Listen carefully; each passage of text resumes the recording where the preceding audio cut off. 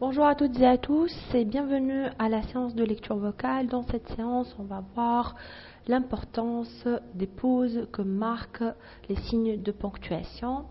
On va voir le temps qu'on accorde pour chaque signe de ponctuation et on va commencer par le point. Le point, mes chers auditeurs, marque une longue pause.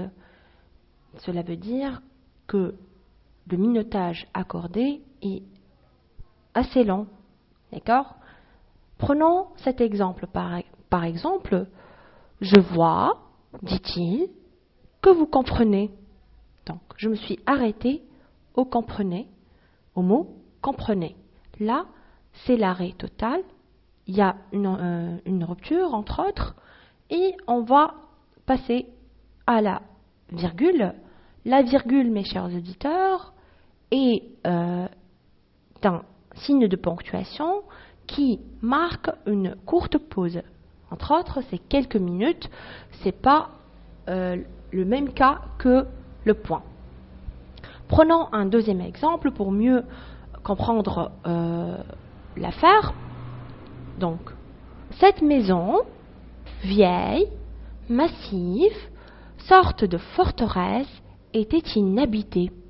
Donc, mes chers auditeurs, ce que vous devez savoir, c'est que la virgule sert à donner plus de détails. Cela veut dire, là, si on va reprendre l'exemple, vous allez remarquer que le groupe nominal sujet est enrichi par des adjectifs qualificatifs. Donc, pour mieux expliquer, on a recours aux virgules. D'accord ?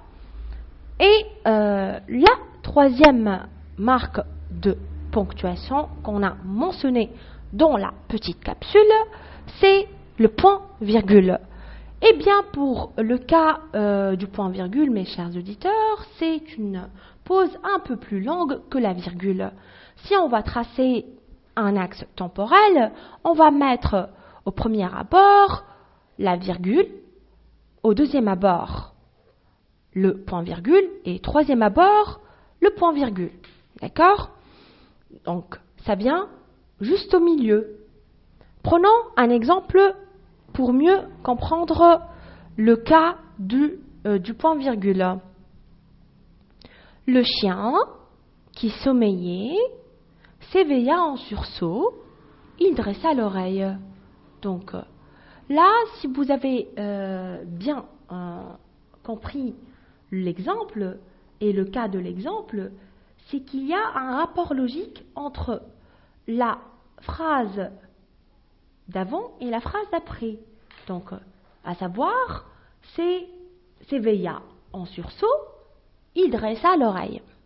Donc, il y a un rapport logique, comme vous savez très bien que les rapports logiques comme le rapport de cause à effet, le rapport de concession et de position, le rapport d'hypothèse, on va voir où on va consacrer une séance pour les rapports logiques, sont marqués par la juxtaposition et évidemment ça concerne la phrase complexe. Donc, et c'est le cas de la phrase complexe. Il s'agit dans cet exemple d'une phrase complexe, mes chers auditeurs.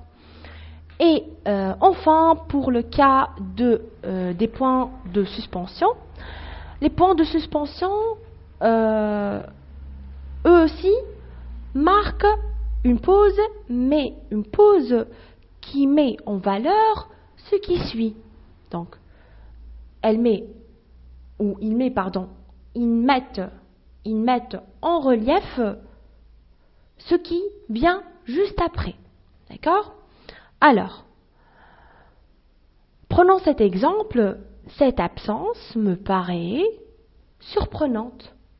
Donc, le mot surprenante est mis en valeur et elle est juste délimitée par les 3 points de suspension et le point.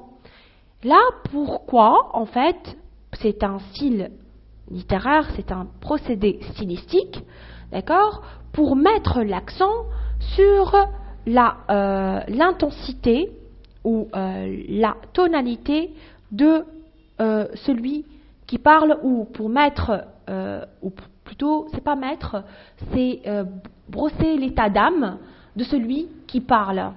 D'accord? Voilà, voilà, j'espère que c'est clair, j'espère que vous avez bien compris la leçon et que vous allez dorénavant l'appliquer dans vos lectures et pour mieux attirer l'attention de celui qui nous écoute, mes chers auditeurs. D'accord? Allez, n'oubliez pas de vous abonner à ma chaîne, de vous abonner à ma page et à très très bientôt. Au revoir.